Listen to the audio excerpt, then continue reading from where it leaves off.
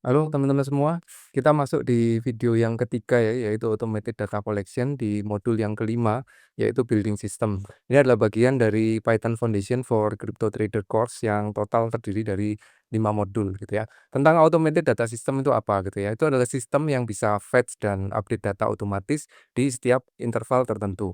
Nah, di video ini kita akan belajar apa? Yang pertama, kita membuat satu sistem otomatis ya untuk melakukan fetch data yaitu harga gitu ya, harga dari koin atau simbol tertentu, kemudian menerapkan penjadwalan dan retry logic gitu ya. Ketika kita attempt atau mencoba untuk melakukan fetch kemudian gagal, kita berikan mekanisme untuk retry gitu. Kemudian data validation memastikan bahwa data yang diambil atau di-fetch itu adalah benar-benar valid dan melakukan error handling. Dan terakhir bagaimana menangani data historis yang sudah disimpan gitu. Kenapa ini penting ya? Karena ketika kita bisa membuat satu sistem yang otomatis untuk melakukan job atau tugas tertentu, dalam hal ini adalah fetch data, maka kita akan bisa mendapatkan fresh data gitu ya, secara otomatis setiap harinya untuk kita melakukan analisis begitu. Nah, ini adalah sistem overview ya untuk apa yang akan kita pelajari hari ini, apa yang kita buat hari ini. Yang pertama tentu scheduler karena kita membutuhkan satu sistem yang akan berjalan pada waktu tertentu atau pada jadwal tertentu. Nah, yang dilakukan apa? Yaitu fetch data. Setelah data itu didapatkan akan melakukan validasi, kemudian datanya disimpan ketika data itu sudah pasti valid gitu ya. Terus kemudian membuat log atau catatan. Nah, ketika terjadi kegagalan maka dilakukan retry gitu ya. Ini adalah mekanisme untuk memastikan bahwa kegagalannya itu bisa diminimalisir gitu ya. Ada 5 komponen di sistem yang akan kita kembangkan ini. Yang pertama scheduler, ini adalah menjalankan task pada interval atau waktu tertentu. Kemudian fetcher ini mendapatkan data dari API. Kita sudah buat ini di video 5.1 ya, bagaimana kita memanfaatkan Binance Fetcher ya untuk mendapatkan harga. Kemudian validator untuk mengecek kualitas datanya, kemudian disimpan ke dalam satu file, dalam hal ini file JSON ya. Kemudian melakukan log atau menyimpan ke dalam satu file log sehingga bisa ditelusuri apa saja yang sudah dilakukan ya. Ini adalah automated collection ya, data harga yang akan di-fetch itu akan disimpan secara otomatis yang memastikan ada konsisten ya, setiap jadwal tertentu itu akan dijalankan. Tidak ada intervensi manusia di sini, begitu jalan sekali dia akan sistem yang akan jalan dan automatic retry ketika terjadi ada kesalahan dan dengan demikian akan mendapatkan complete historical records-nya begitu ya. Ini yang akan kita kembangkan ya, sistem yang akan kita kembangkan. Yang pertama kita membuat data collector class. Ya, ini adalah payung utama untuk automatic data collection kita. Kemudian collect current price, simple, kita mulai dengan yang simple dulu. Bagaimana mendapatkan current price, kemudian collect historical data untuk periode tertentu, collect simbol lebih banyak lagi ya dengan beberapa simbol sekaligus. Dan ini puncaknya bagaimana kita melakukan scheduling, melakukan penjadwalan untuk melakukan collect all symbols gitu. Mari kita masuk di bagian yang pertama.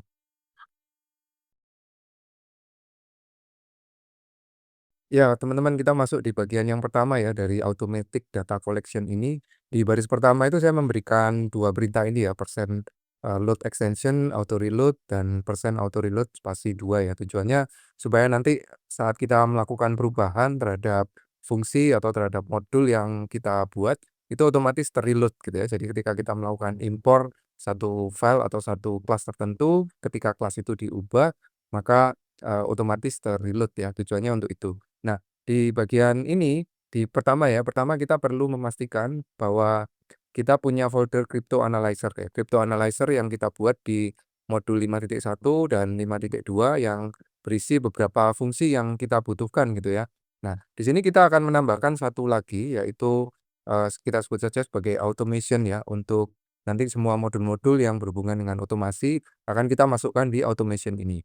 Nah, saya akan buat file baru dengan nama saya sebut sebagai kolektor ya, disimpan dengan nama kolektor.py karena tujuannya nanti kita akan menyimpan, kita akan melakukan fetch data, mengkolek data gitu ya, kemudian data itu akan kita simpan dalam file tertentu, dalam folder tertentu untuk bisa dilakukan scheduling gitu ya, penjadwalan kapan kita mau melakukan fetch-nya.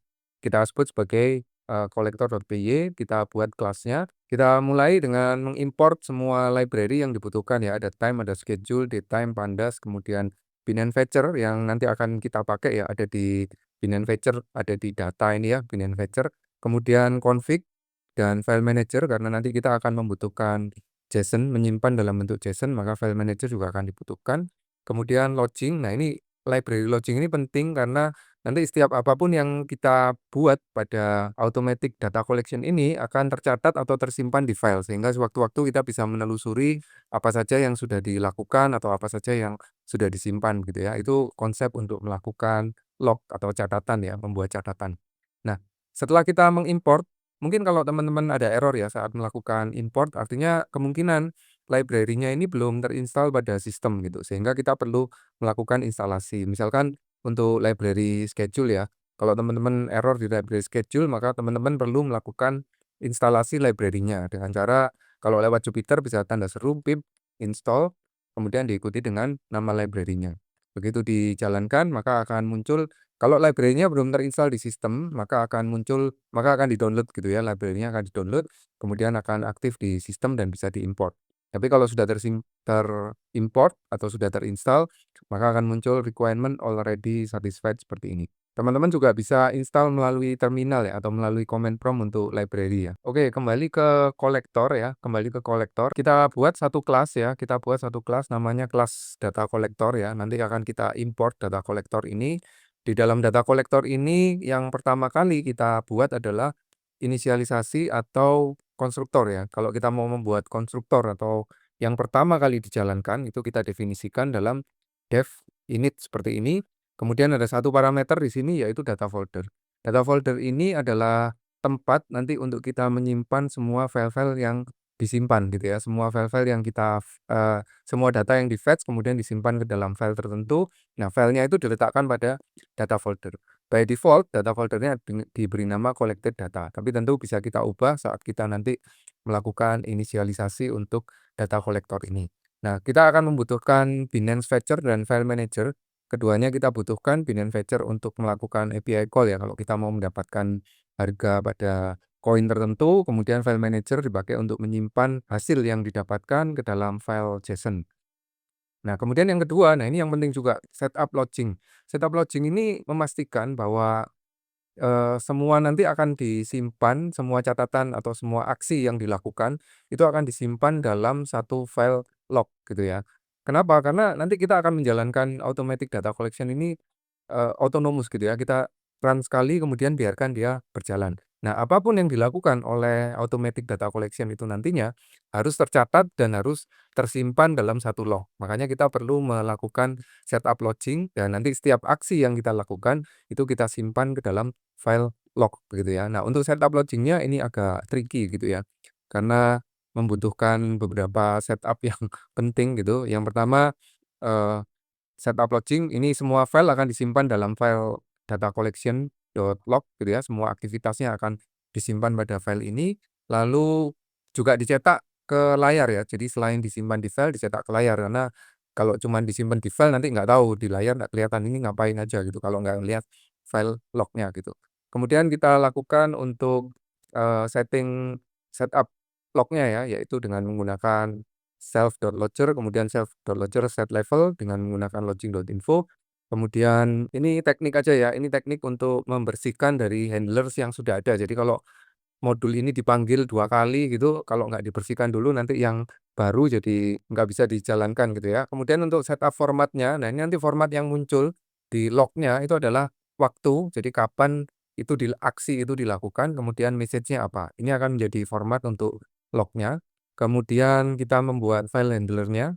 File handler-nya adalah seperti ini. Nama filenya adalah data collection.log. Kemudian kita perlu cetak ke layar juga dengan menggunakan ini console handler ya. Jadi kita mengatur pada stream handler seperti apa tampilan di layarnya. Terakhir kita beri inisialisasi atau kita beri status bahwa log ini sudah aktif gitu ya, sudah bisa start gitu, bisa mulai gitu. Nah, ini saya simpan, kemudian saya akan import datanya pada program utama. Untuk mengimport, saya akan ini ya, from Crypto Analyzer, ini adalah foldernya, Crypto Analyzer di sini. Kemudian automation, tadi kita membuat folder automation, kemudian .collector, collector adalah collector.py yang kita buat. Import data collector adalah nama kelas yang tadi sudah kita definisikan di sini. Nah, ini adalah cara untuk menginisialisasi data kolektor atau kolektor.py yang tadi sudah kita buat ya. Kemudian kita tuliskan dalam bentuk kolektor sama dengan data kolektor kurung buka kurung tutup. Ini adalah inisialisasinya gitu ya. Dengan inisialisasi ini maka kita akan mendapatkan ketika ini dijalankan, kita akan mendapatkan folder baru, folder barunya tadi dengan nama collected data. Tapi kalau mau kita ganti juga bisa, misalnya data kolektor dengan data foldernya kita beri nama misalnya history, misalnya historical folder gitu ya. Nah, seperti ini, maka kita akan membuat atau kita akan punya file folder namanya historical folder gitu ya. Tapi kalau kita tutup atau kita kosongkan, maka nama foldernya secara default adalah collected data. Nah, ini kita bisa jalankan, kita jalankan seperti ini akan tercetak eh, tanggalnya dan jamnya, kemudian header-nya gitu ya. Ini header-nya dapat dari setup tadi ya, setup logger tadi. Nah, ini log initialization di sini kita panggil dari setup logging ini, lalu dilanjutkan dengan data collector initialize itu ada dari sini ya. Setelah membuat foldernya, ini make this data folder. Kalau kita lihat di foldernya sini akan ada folder namanya collected data ya. Collected data ini adalah folder yang baru dibentuk. Kemudian dia menampilkan data kolektor initialize dan data folder sesuai dengan folder yang ditentukan tadi, yaitu collected data. Nah, seperti ini inisialisasi awal ya untuk kita membuat automatic data collection. Kita lanjut di bagian berikutnya yaitu melakukan fetch data.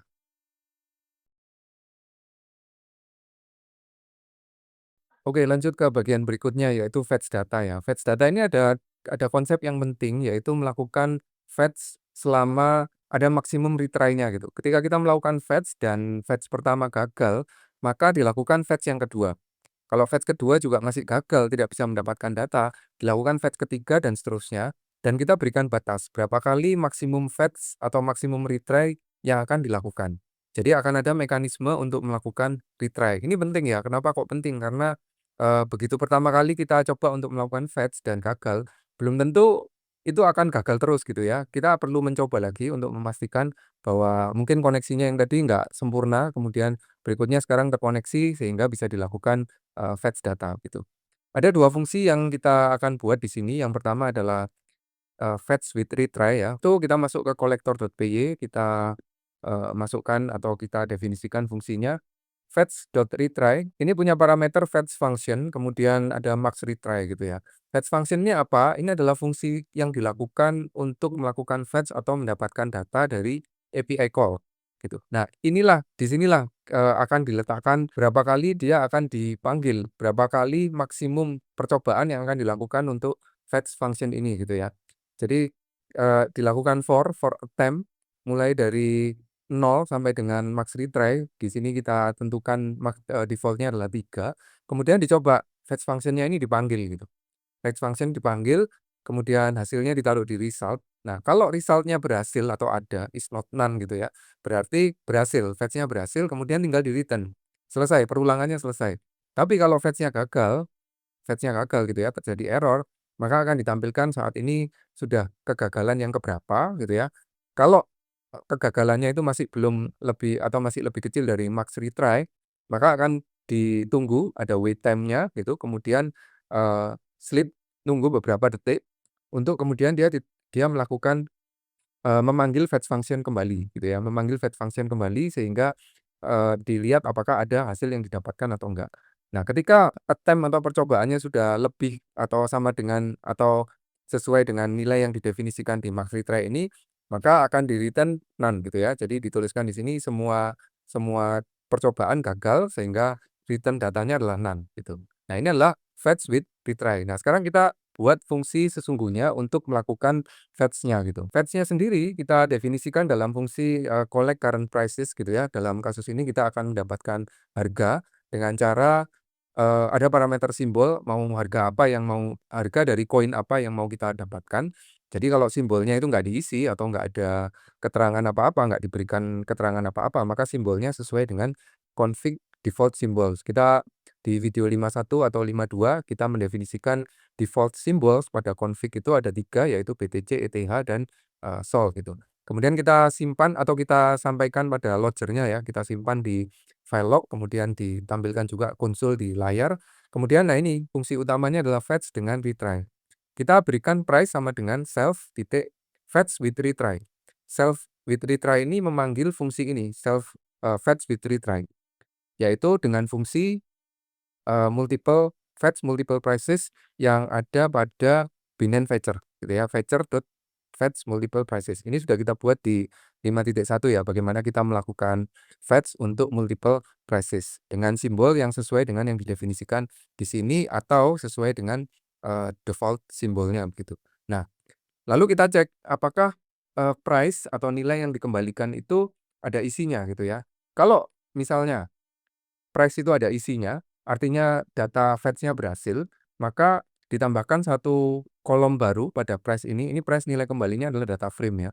Ditambahkan satu kolom baru, collected at, dengan diberi nilai atau diberi value, tanggal, bulan, hari dan jam saat ini. Hari dan jam saat ini, sebagai penanda bahwa harga itu didapatkan pada tanggal dan jam hari ini, begitu ya. Kemudian dilakukan penyimpanan di file JSON. Yang disimpan apa? Yang disimpan adalah semua data yang didapatkan, prices ini. Nama filenya apa? Nama filenya akan disimpan di data folder, collected data tadi ya, dengan nama file price underscore sesuai dengan jam saat ini, diberikan .json, kemudian di-save gitu.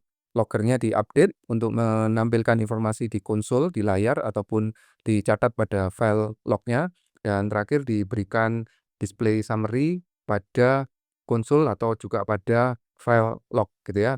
Lalu return price gitu. Kemudian ini kalau berhasil ya, kalau berhasil akan ada di sini, kalau gagal return none gitu. Artinya kalau price-nya nggak ada isinya apa-apa, maka fungsi collect current price ini akan menghasilkan none atau tidak ada data apa-apa yang dikembalikan. Kalau sudah, kita akan panggil ya, kita akan panggil di sini. Misalkan kita definisikan simbolnya dua, yaitu BTC USDT dan ETH USDT, lalu kemudian kita panggil prices sama dengan collect current prices dalam kurung simbolnya ada dua ini. Bisa kita kosongkan ya, kalau kosong maka menggunakan default 3 tadi ya, BTC, ETH, dan SOL. Mari coba kita jalankan, kita akan melakukan fetching untuk dua simbol BTC, ETH, kemudian fetch-nya berhasil. Ini konsolnya ya, konsolnya menyatakan fetch berhasil, kemudian disimpan pada collected data, ini ya nama file JSON-nya, dengan nilai dengan harga BTC USDT sekian, ETH USDT sekian, dan diberikan status bahwa data sudah tersimpan pada file JSON berikut gitu ya. Kalau kita lihat pada log, maka itu akan tercatat juga ya, kita lihat pada data collection log. Nah, ini data collection log, tadi data collection lognya terakhir di sini ya. Terakhir di sini, kemudian sekarang ada tambahan baru, collecting prices, sama persis seperti yang ada di konsol. Kita sudah dapatkan apa yang ada di konsol tersimpan pada file log ini, sampai dengan collected datanya juga muncul ya, kemudian harganya juga muncul. Nah, demikian untuk kita bisa mendapatkan fetch data harga menggunakan mekanisme max retrace gitu. Kalau misalnya gagal, katakan proses fetch-nya gagal, maka akan diulang sampai maksimum 3 kali gitu ya. Kalau 3 kali gagal ya sudah, nggak akan ada data apapun yang dikembalikan ya. Demikian untuk demo yang kedua untuk automatic data collection, kita lanjut ke demo yang ketiga.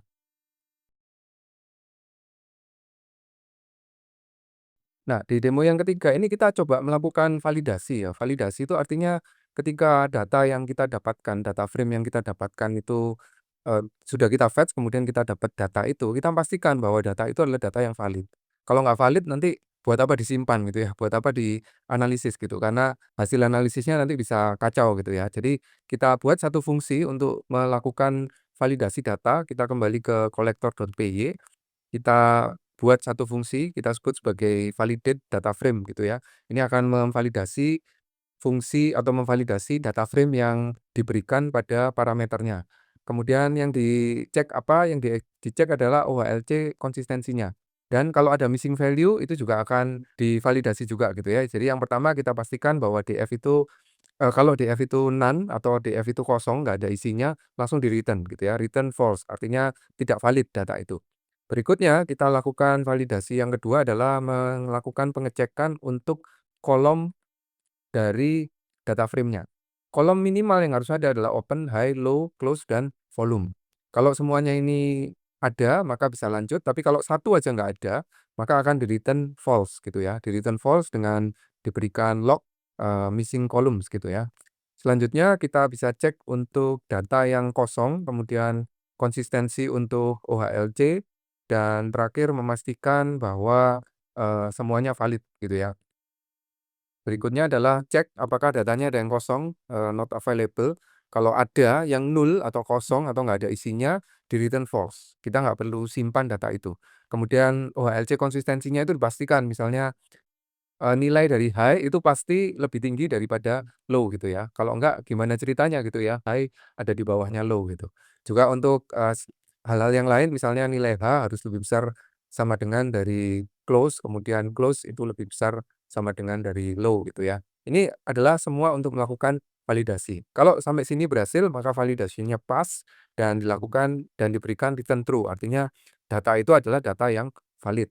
Nah, kita akan coba lakukan itu, melakukan validasi data dengan cara mendapatkan historical data.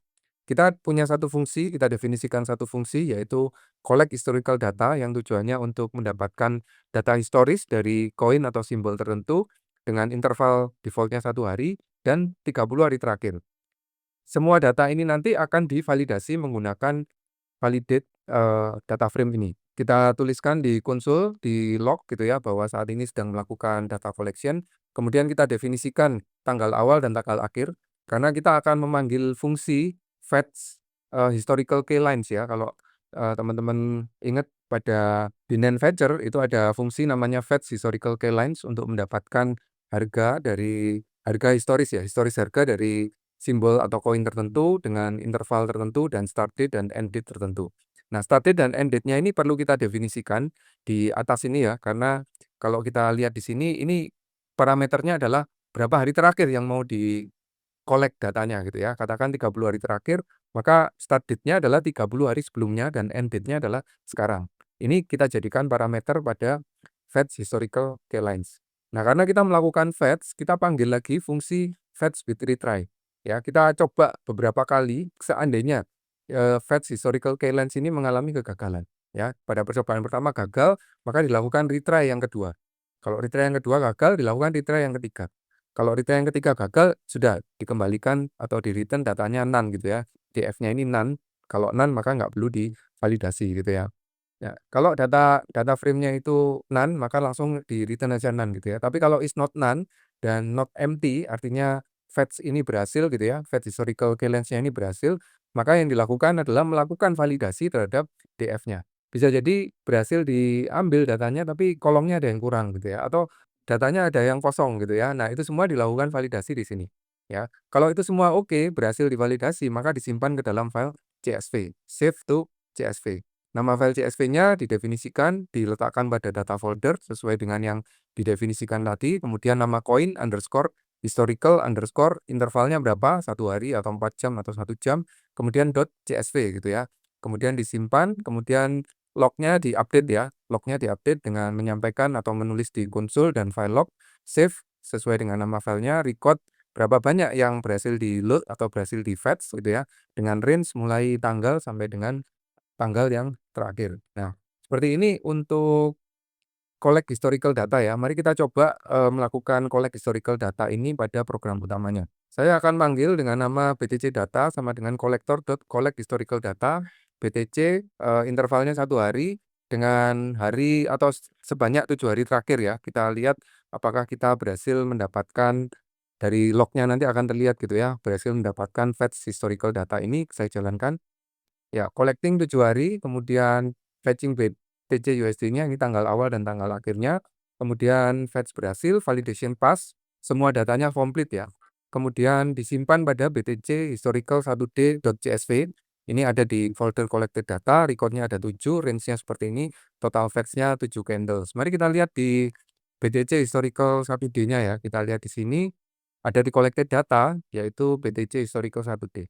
Nah, ini sudah berhasil, CSV-nya juga sudah, berhasil memberikan data yang sebenarnya ya, mulai dari tanggal 2 Desember sampai dengan tanggal 8 Desember atau 7 hari terakhir, gitu. Nah, seperti itu ya teman-teman untuk automatic data collection dengan mendapatkan historical data di beberapa atau kita bisa tentukan sendiri berapa hari terakhir yang mau kita load gitu ya. Nah, di bagian berikutnya kita lakukan scheduling. Kita lakukan scheduling untuk supaya kita bisa mem-fetch data pada waktu tertentu, pada interval tertentu. Hasil dari fetch itu akan disimpan otomatis pada folder ya. Mari kita lihat bagaimana cara melakukan scheduling.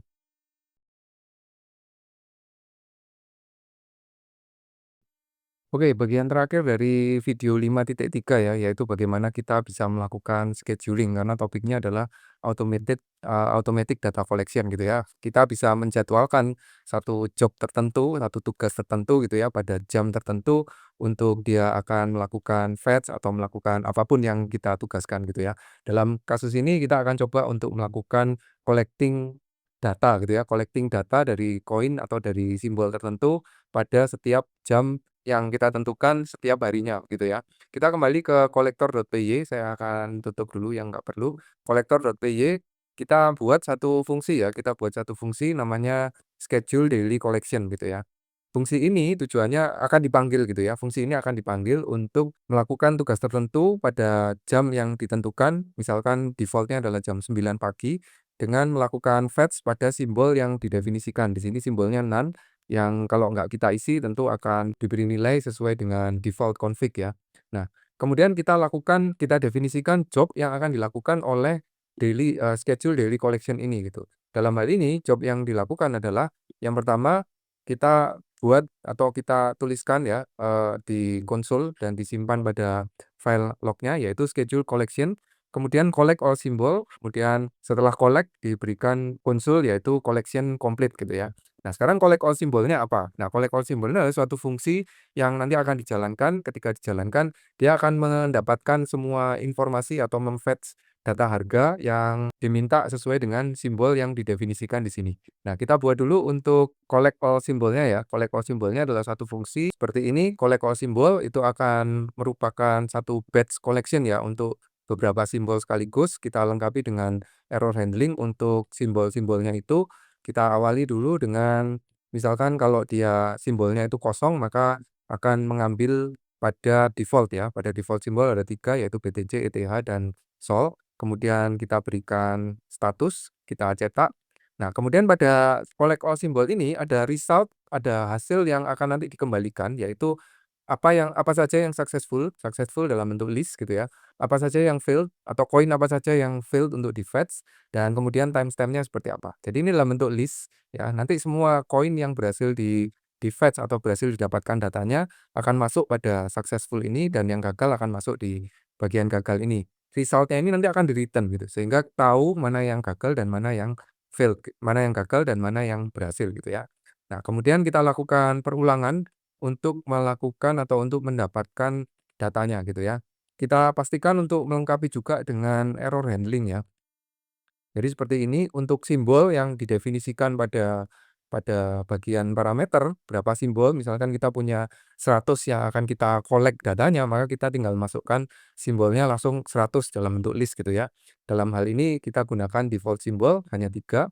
Nah, untuk semua simbolnya kita lakukan pencetakan pada lognya, pada konsol, serta menyimpan pada log, yaitu processing sesuai dengan nama simbolnya. Kemudian dilakukan try atau dilakukan percobaan ya untuk kita melakukan collect historical data, ini kita menggunakan collect historical data yang tadi sudah dibuat. Jika DF-nya atau data frame nilai yang dikembalikan ini, berhasil ada nilainya, maka dimasukkan ke dalam successful. Ya, successful-nya di-append, yaitu simbol sesuai dengan tadi itu simbol apa, dan record yang didapatkan berapa. Tapi kalau DF-nya ini none, nggak ada isinya, maka itu failed, masuk ke dalam result failed begitu. Kemudian di sini kita berikan jeda ya, supaya nggak setiap kali melakukan fetch, nanti bisa di-limit gitu ya, kalau terus-terusan melakukan fetch tanpa ada jeda sama sekali. Nah, ini ketika terjadi error, ini adalah error handling-nya. Kalau ternyata gagal melakukan fetch, maka akan muncul pada failed, kemudian dicatat simbolnya apa dan alasannya sesuai dengan error yang diberikan.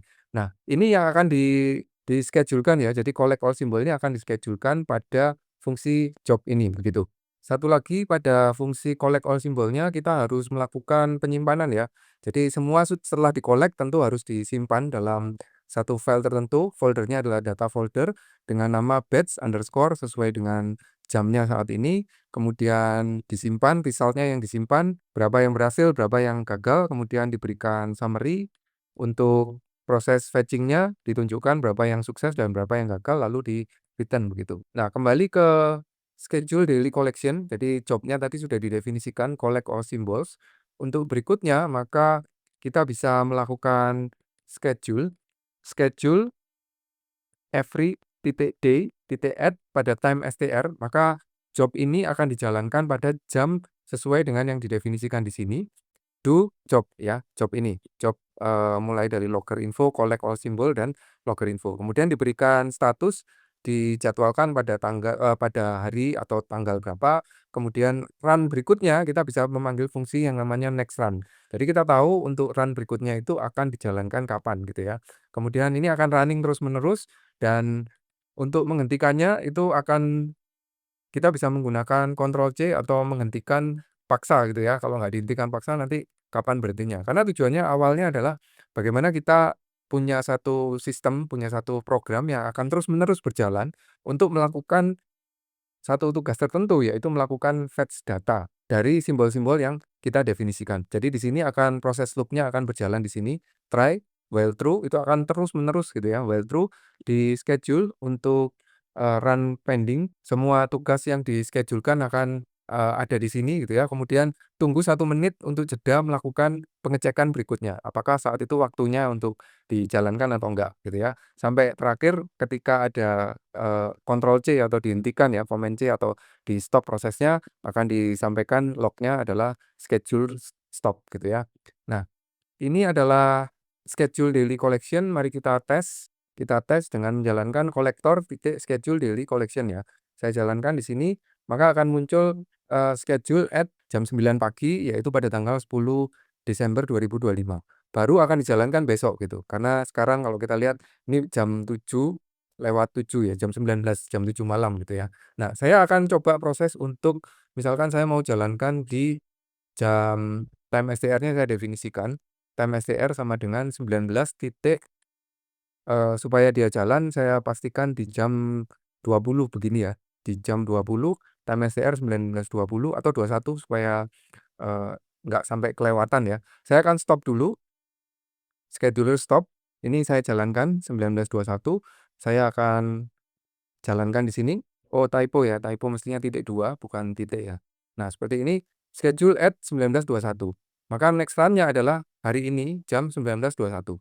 Saya akan biarkan dulu sampai dia menjalankan tugasnya gitu ya, jam 19.21. Nanti kalau jam 19.21 menjalankan, kita bisa lihat apa yang dilakukan gitu.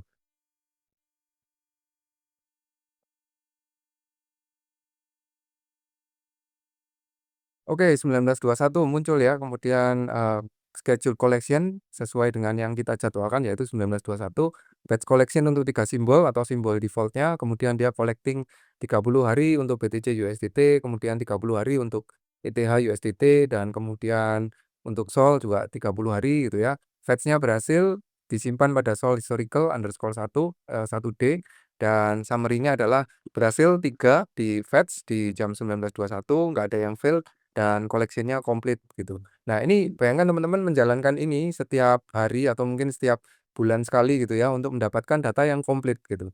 Ketika kita mendapatkan data yang komplit, kalau kita lihat di foldernya collected data, kita mendapatkan data ini ya, kita lihat BTC historical 1D, ini adalah mulai dari 9 November ya, 9 November sampai dengan, 8 Desember, 8 Desember 2025, lengkap 30 hari.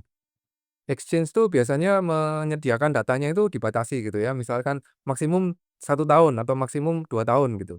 Nah, kalau kita bisa collect ini setiap hari secara konsisten gitu ya, bertahun-tahun, maka kita akan punya data yang lengkap gitu ya, data yang lengkap dan kita nggak perlu khawatir kalau data itu nggak valid atau salah gitu ya, karena ketika tersimpan di sini tentu data itu sudah benar-benar valid dan melewati validasi data frame yang ada pada fungsi, begitu ya teman-teman. Seperti itu untuk automatic data collection ya di video 5.3 ini. Nanti di bagian berikutnya di video yang 5.4 kita akan lihat bagaimana cara generate report atau laporan. Sampai ketemu di bagian berikutnya.